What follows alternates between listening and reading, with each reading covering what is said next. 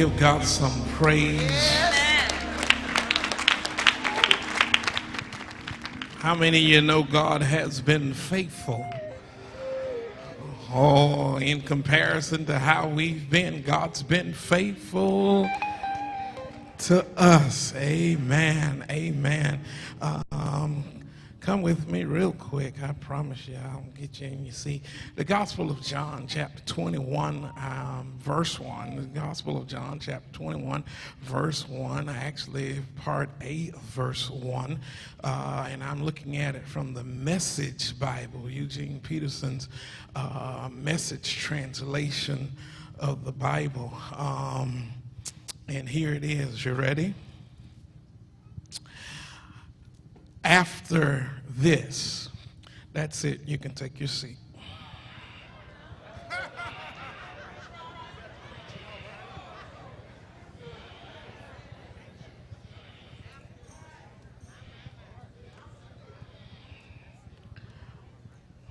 For a moment, I just want to talk about after this. My brothers and sisters, every now and then there comes along an event that is so shockingly incredible that it changes, or at least has the potential to change, the very direction of a person's life, a group of people, a nation, or even the world. Events like the death of a loved one, becoming unemployed, giving birth, receiving a diploma, and etc. can all change the trajectory of our lives. But I came to argue this morning that nothing can change lives and people and nations more than what I call a God move. Okay, let me come and get you. Unlike the previous mentioned events, a God move is a moment in time where God actively and intentionally moves against natural order and even human reasoning, so much so that it's undeniable that it's God. God has moves that he does in our living realm that takes the question out of luck. It takes the question out of circumstance or happenstance until you have to admit that it had to be God. Okay, let me come and get you. Some of you in here can testify that after some major things that have happened in your life, that now when you look back at it, you can't give credit to circumstances. You can't give credit to medical science. The only credit you can give is all credit to God, because you are witnesses of a God move. I dare you to touch your neighbor and tell your neighbor there is a such thing as a God move. Come here, let me come and get you. God, if you haven't figured it out, he's been moving since time began. God's moves, like telling Abraham in his old age, you're going to have a son. And after the promised son gets there, then telling Abraham to take your son, your only son, the one that you love, to a mountain that I'll show you. And when you get there, I want you to sacrifice him to me. And in the midst of getting ready to kill the boy, God hollers Abraham's name. Abraham, Abraham, do your son no harm. I know where your heart is now, and I've got a ram in the bush for you. So much so that Abraham looked at the move and declared that God is Jehovah Jireh. God moves like telling Noah in the middle of a desert that it's going to rain, and to build an ark when rain had never fallen upon the earth. And then for 40 days and 40 nights it rained and the earth flooded, and God wiped out most of evil humanity. That's a God move. God moves like splitting the Red Sea and allowing his children to walk across on dry sand, and then closing the sea up and drowning Pharaoh in his army in the Red Sea. That's God move. God move like knocking down Jericho's walls after 7 victory laps by Israel around Jericho that ended with a shout of praise. Y'all, that's a God move. A God move like taking a lad, a sling, and a stone and killing a giant of an enemy. That's a God move. A God move like showing up in the midst of a fiery furnace in order to keep Shadrach, Meshach, and that bad Negro cool, calm, and collective in the midst of the fire. That's a God move. God move like stepping down through 42 generations to be born of a virgin in the middle of a manger. I tell you, that's a God move. God move like speaking peace to a storm and snatching the wrinkle out the sea and howl away from the wind. That's a God move. A God move like being crucified on a Friday and raised by resurrection on a Sunday with all power in his hands. Don't get it twisted. That's a God move. All those are what I call God moves. And every God move presents a moment for people, catch this, to make or miss a major move for your life. God moves and then he looks for the response of his people. For with every God move, there is a critical moment of decision. In other words, there is an after this moment where either you will make or miss your major move. Look at it. The Genesis record states that when the flood waters finally receded and the ark came to rest, that after this, Noah planted a vineyard and got sloppy drunk and was found butt naked. Not only that, but once Israel crossed that Red Sea and got to the promised land and heard the majority report of the spies about giants being in the land, the Bible says that after this, they tried to elect new leadership and go back to Egypt. Then, after a 40-year setback, and now with Joshua at the helm, they crossed over the Jordan into the promised land and watched God knock down Jericho's walls and give them the victory. But the Bible says, and after this, they went right down the road to a little hick town called Ai and got their behinds whipped. Listen, there's always a move to be made after this. Not only that, but even the disciples watched Jesus speak to the wind, calm the storm. And after that, they asked amongst themselves, what manner of man is this? And now, y'all, here at our text, they have a chance to see him in person after the resurrection. Even y'all doubting Thomas has had the opportunity to feel the holes in his hands and to touch the hole in his side. However, I submit to you that even with all of their proof of the resurrection of Christ, they were going to miss their moment to make their major move if Jesus doesn't show up on the seashore here in chapter 21 of John. Please don't miss this. After all of that, you need to know 2 disciples were on their way back home, 5 had gone back to fishing, and the rest were cowardly hiding behind closed doors. It appears, y'all, that the disciples were struggling with what to do after this? Their dilemma is our relevant question, preachers, for this morning. And that's what to do after a God move. When God moves, we are all presented with the choice of what to do after this. Here it is. To keep from missing your moment after God moves, you first have to realize, here it is, that the move happened.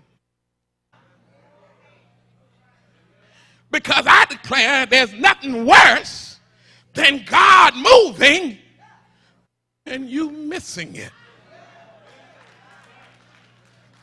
Let me come and get you. On what we now call Good Friday, there were two things, y'all, that summed up that this was a God move. Watch this here. We see it from Jesus being crucified on Calvary's cross. Well, the first thing we see that the veil in the temple was ripped from top to bottom. This veil, y'all, in case you missed it, was the last barrier between the presence of God and humanity. Okay, in case you're not up on your Bible study and temple setup, you should know that the temple was built with barriers and sections. The outer courtyard of the temple was called the courtyard of the Gentiles because you didn't have to be a Jew to get there. Everybody was welcome in that area. However, if you wanted to get a little closer to where God was, there was a door, and on that door read the sign that only Jews beyond this point. If you were a Gentile, you had to stop right there, because if you went in, you do so at your own death. In the next courtyard, which is called the courtyard of the Jewish women, there the Jewish men and the Jewish women could gather. But y'all, there was yet another door between them and God, and only the Jewish men could get behind the next door. And if you were a Jewish woman and you tried to go beyond that door, they would kill you. And that was the courtyard for the Jewish men. But even yet there was still another door between the Jewish men and God, because on the next side of that door, that was the area where only the priests could go. And if you weren't a priest or a Levite, you couldn't go any further. But even if you were a priest and if you were a Levite, you'd be shocked to know that there still was another barrier, and it was this veil that hung, and it separated the holies of holy from everything else. And only the high priest once a year could go behind the veil to the very presence of God.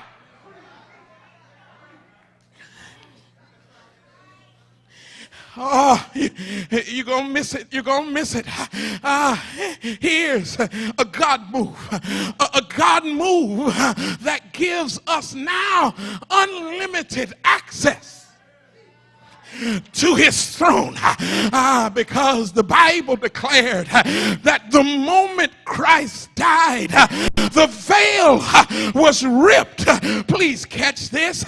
Not from bottom up, that would suggest that man did it, but from top down, that suggests that God did it. Better yet, let me help you. For those who were locked out on the outside, the veil wasn't open from without, it was open from within. That means that God gave us access to his presence the moment Christ died.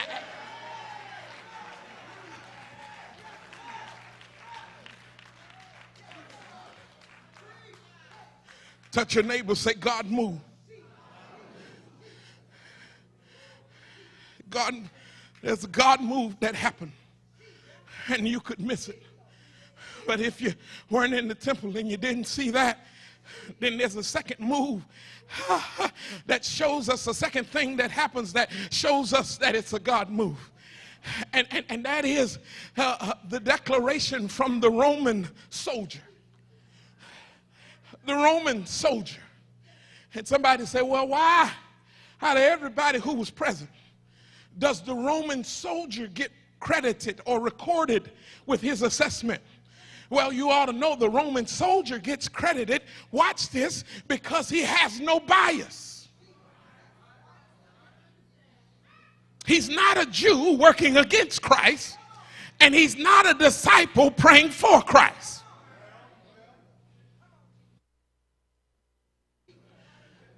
And from an unbiased opinion, from an unbiased set of eyes, he sees some things. Let me come and help you. When Christ died, this Roman soldier watches the eclipse of the sun. But not only does the sun stop shining in the middle of the day, but then the moon turns blood red and drifts away. Not only do you have evidence from the sun and the moon, but then the earth starts shaking. And it shook so that dead folk got up and started walking. And when he saw dead folk walking, he started putting things together. What could happen so that even the celestial sun and the celestial moon would come in one accord and hide their faces? What could happen so that dead folk get up and start walking around? And he surmised that the only thing that would make those who were dead walk like they were living is that somebody who was living had become dead, and it was Jesus. And so he surmised that truly this is the Son of God.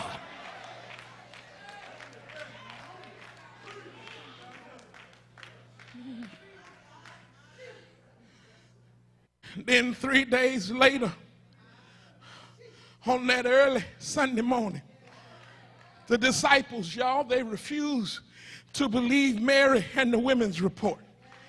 And so they ran to see for themselves that the tomb, y'all, was empty.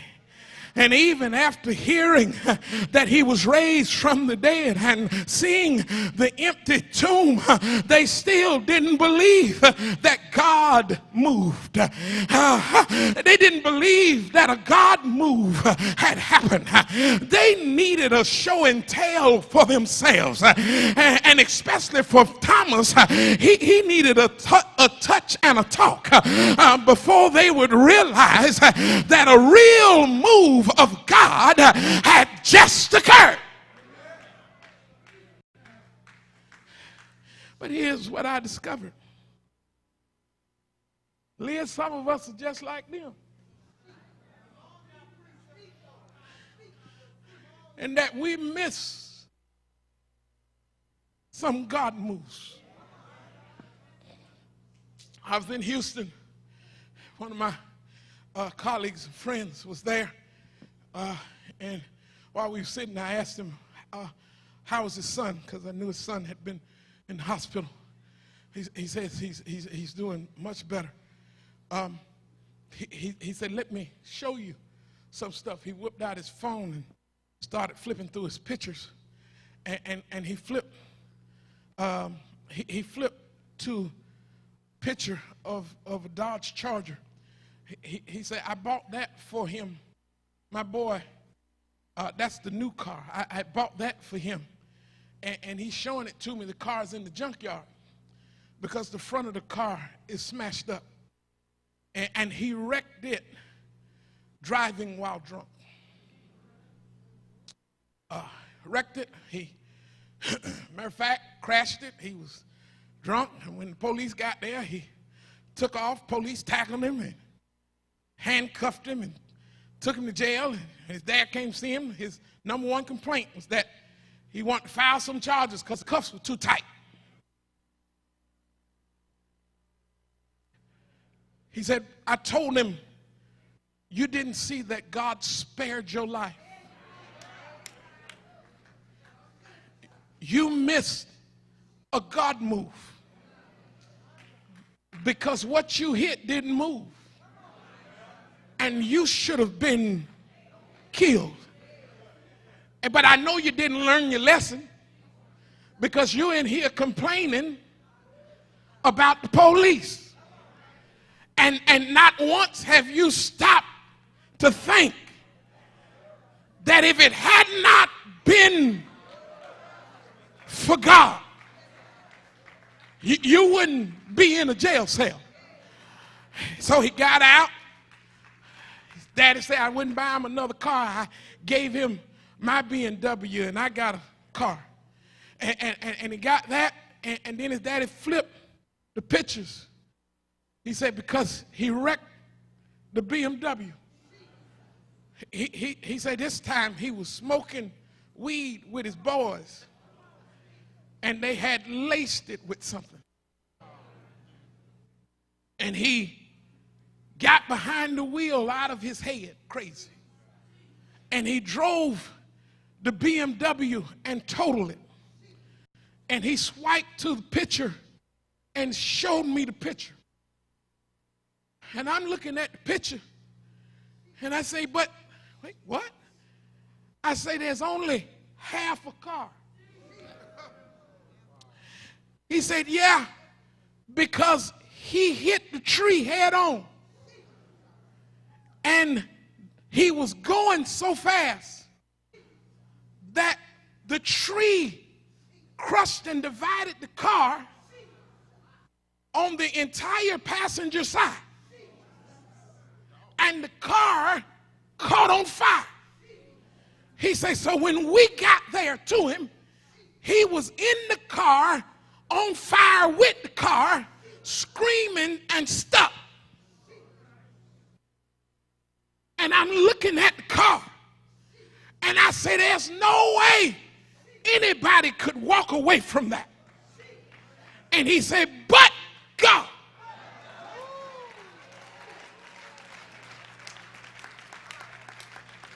He said, we've been having this discussion, and I'm trying to get him to notice that God keeps moving and he keeps missing the moves. And if you keep missing the moves, after a while, God's going to let you fall out. That God is trying to get your attention. He's trying to draw you away from something and closer to him. And sometimes we miss that a move has happened.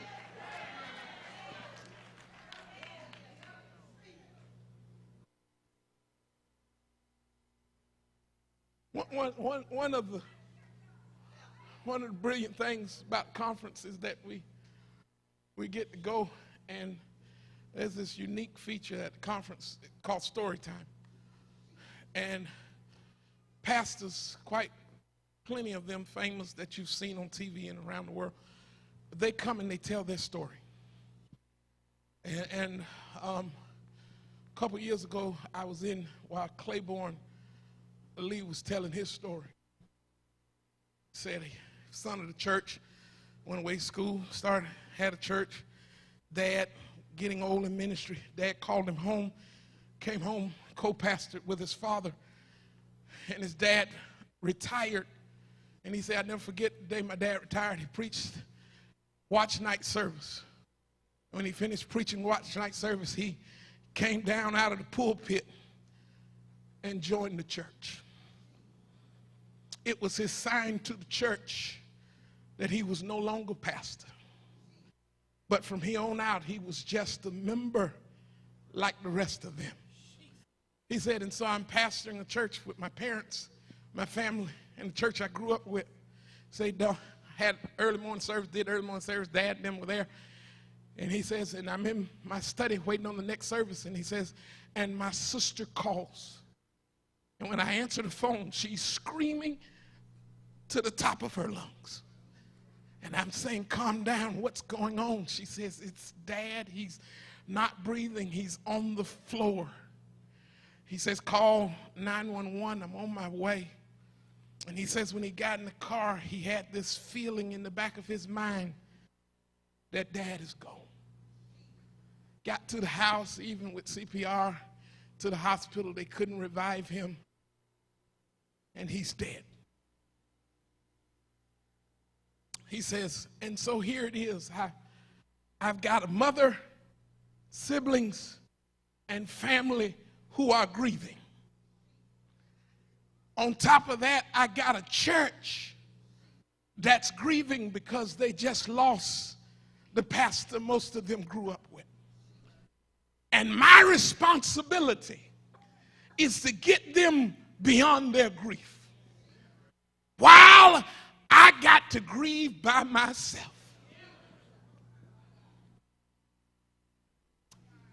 I raise my hand because your story is my story. And here it is because I had to look at my story. My story has 2 deaths and a divorce.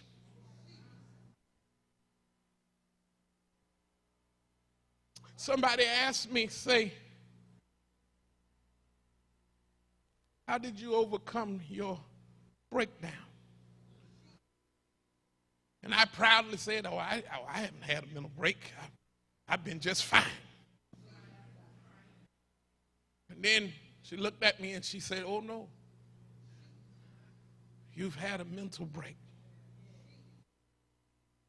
And I stopped and I thought about that thing, that I have had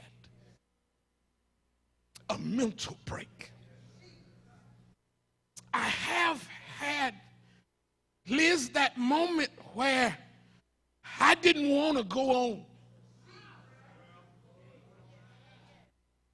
I've had that moment where I couldn't come into this office without crying. I had that moment where I couldn't hear his voice without losing my mind. I had that moment that I can't listen to folk talk about him right now because it still hurts. I've had that moment where it looks like I'm all by myself and I've got the weight of the world upon my shoulders and I feel like losing my mind.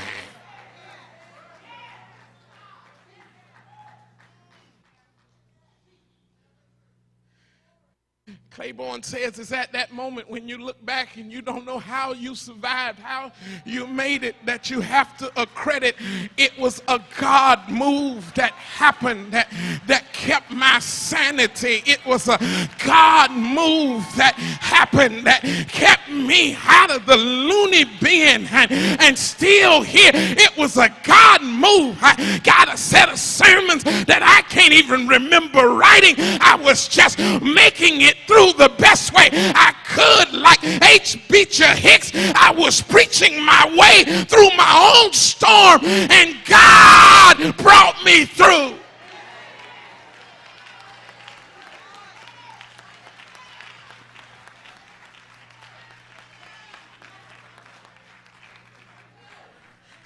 God moment. There are times when you have to look back over your life, John, and just declare that it's been a God move. I shouldn't be where I am, but it's been a God move. I shouldn't have what I have, but it's been a God move. I don't know how I'm still here. It's simply been a God move. And if you don't know how to recognize a God move, then you don't know what to do after this.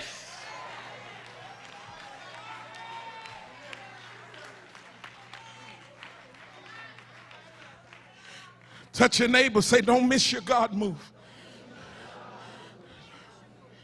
Don't miss your God move. God trying to tell you something. Don't miss your God move. God's got some work for you to do, and he's got to let you see that it's been him that's been holding you all along. It's been him that's been bringing you all along. That it ain't been by your strength or by your might. It's been by God's power. Listen here, baby, it's been a God's move.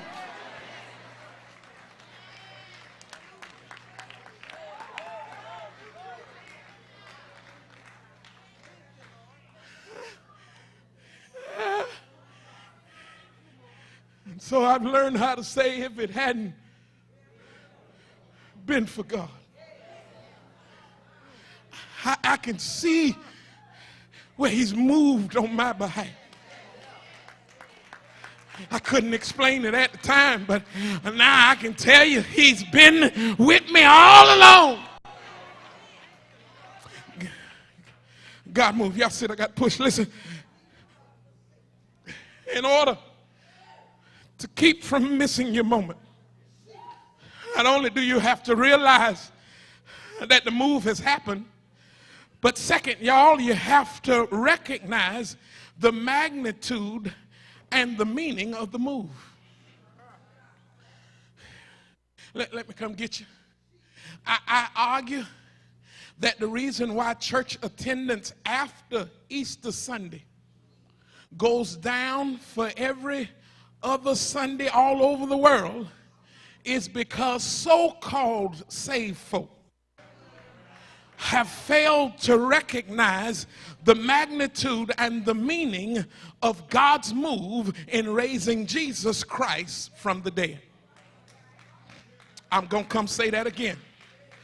The reason why you had no problem getting a seat this morning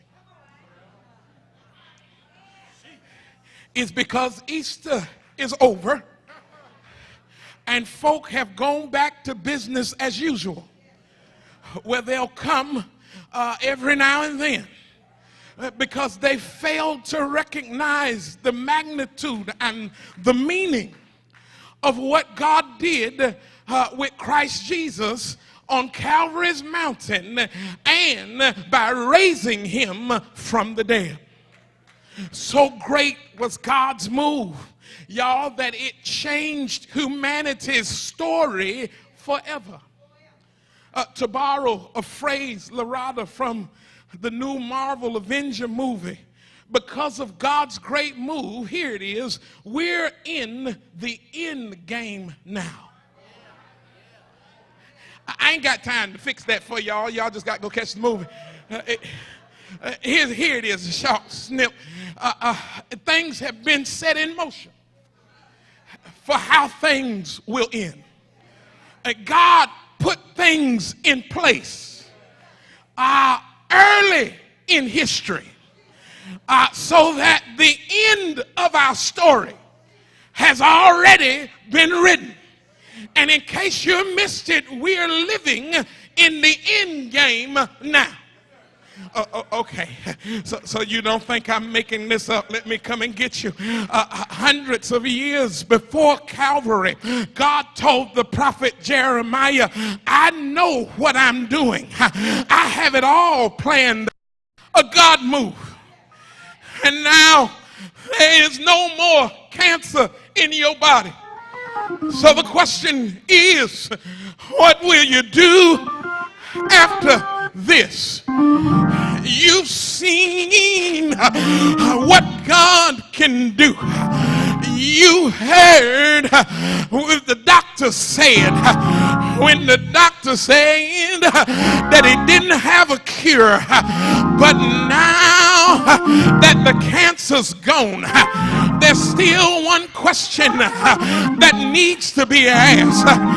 What are you going to do after this? I believe there are some cancer survivors that don't mind testifying that because I got an after this, I'm serving the Lord until I die. Let me come and get you.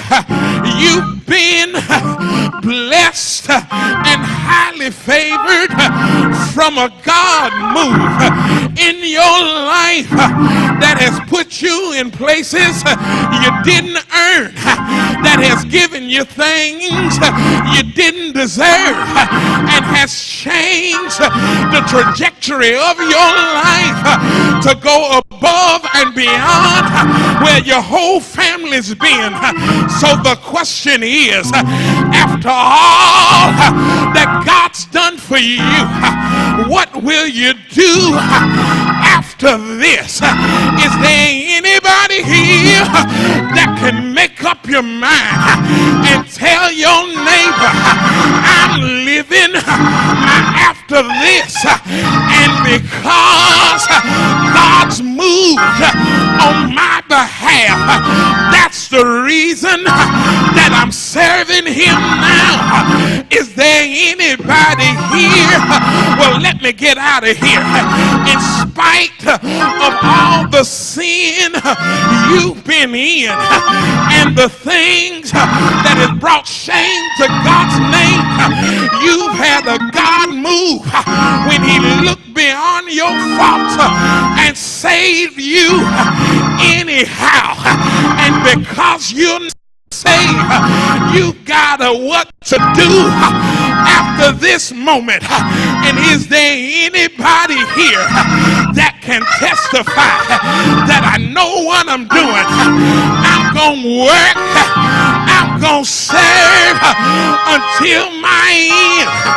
Let me cut to the end, because there's one hymn that the deacons do that tells you what to do after this. The hymn is a charge to keep our hand and a God to glorify, who gave his son my soul to save and fit it for the sky. After this, we must serve this present age. We've got a calling to fulfill, so may it all have power engaged just to do our master's will. Is there anybody here that's willing to make the move and serve the master? Because after this, I want him to be pleased with my service.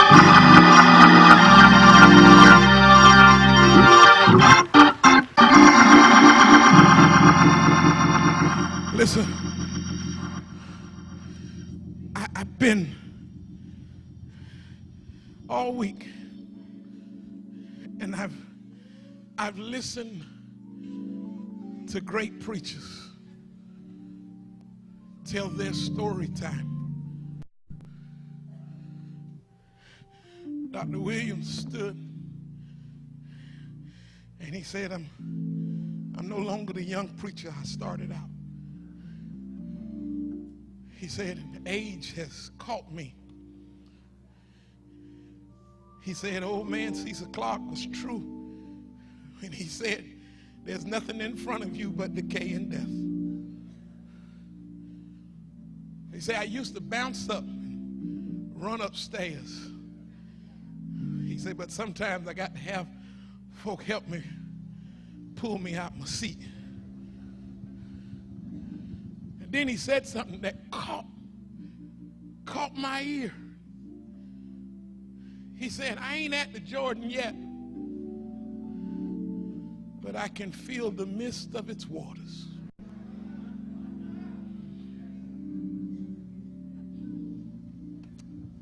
Helen, that keep reminding me that I got more days behind me than I got left in front. He said, so I made up my mind like a runner on the last leg. Now is the time I give it my best kick. I was talking with some pastors and we were sitting there, and I said, hey guys, y'all remember we used to be the young guns on the scene. Robin, I'd follow my dad to the convention and just hang back and listen to the old preachers talk. I was a young gun then. And I don't know what happened, Lorraine, but I ain't that young gun no more. Now those that I idolized, my father and Matt King Carter and so many others, have gone on to the Chili Jordan. And I'm doing an assessment of who's left.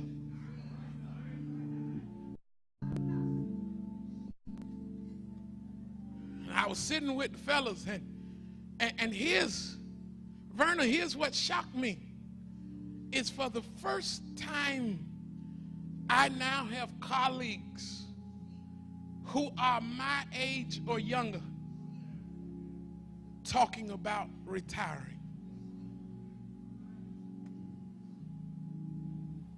Pastor Jackson, who was here last first Sunday, said, I'm out at 55. Next year, in 2 years, he'll call in his successor, and they'll start changing the mantle.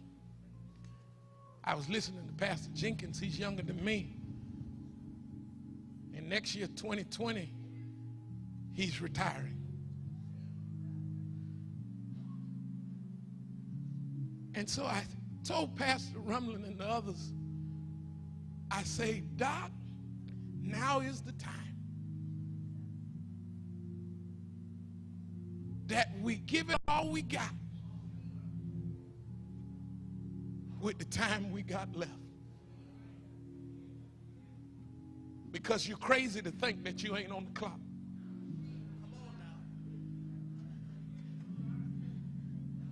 I said, when I get back home, it's time to start planning it out. And here are the things that God's got before me that I got to get off the list before I invite my successor in.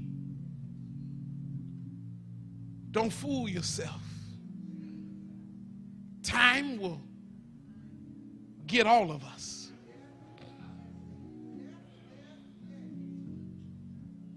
So when I ask the question, what you gonna do after this? My after this is after God has brought me through 2 deaths, divorce, and depression. Might as well add that other D there.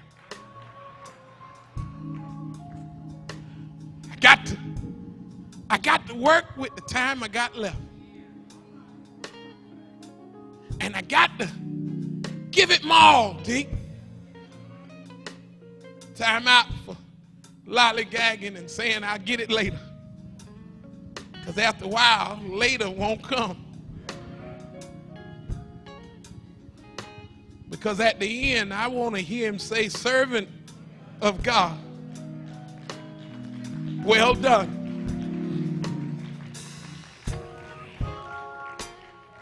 Maybe you're here and you've had a God move, and after this you hadn't responded correctly.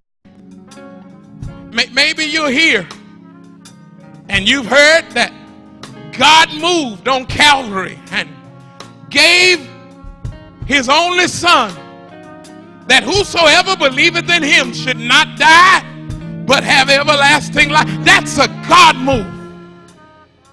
And the question is, now what you gonna do after this?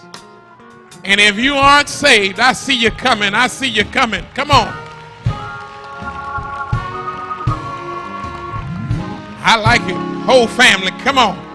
I believe there's somebody else here. God says, I've done some moves in your life. And now I'm waiting to see what you're going to do after this. After the car accident I walked you away from, after the bankruptcy I recovered you from, after the divorce, after the job loss, after all that I brought you through, I want to know what you're going to do after this. If you're here and you say, I'm saved, but I haven't moved, I haven't done what God's called me to do, it doesn't matter who you are. You ought to come right now and say, God, I'm moving.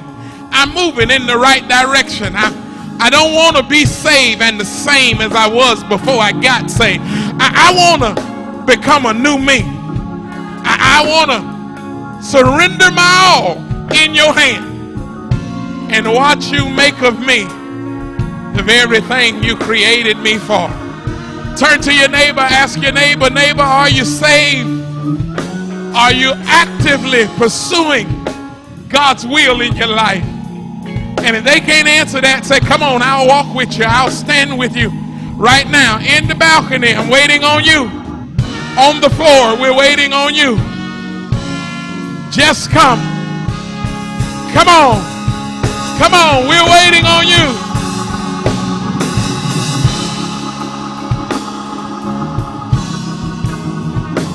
Come on. Right now, today, just come.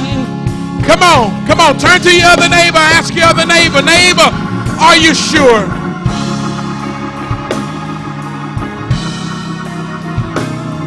Come on.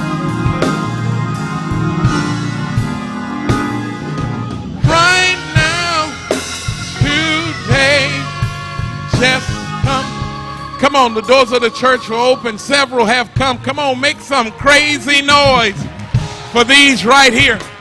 I believe your noise might move somebody else. Turn to your neighbor, tell your neighbor it's still not too late. It's still not too late. We're going to send these in the back with Minister Black so he can get their information. What you going to do after this? My after this is after God has brought me through 2 deaths, divorce, and depression. Might as well add that other D there.